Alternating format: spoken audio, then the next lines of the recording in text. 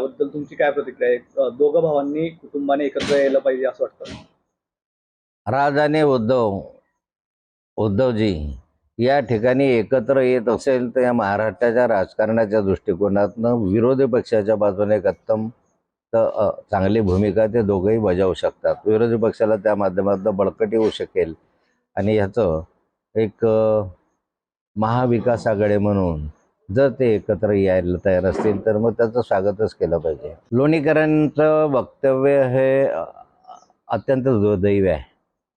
खरं म्हणजे अशा स्वरूपाचं वक्तव्य करून इतरांच्या भावना दुखावण्याचा अधिकार लोणीकरांना नाही आहे. लोणीकर गेल्या अनेक वर्ष राजकारणामध्ये आहे.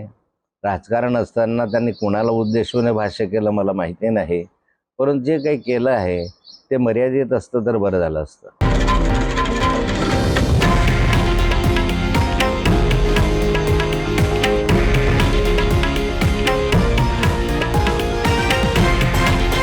हे आहे देशातील नंबर 1 न्यूज नेटवर्क आणि आपण पाहत आहात TV9 मराठी, एकमेव.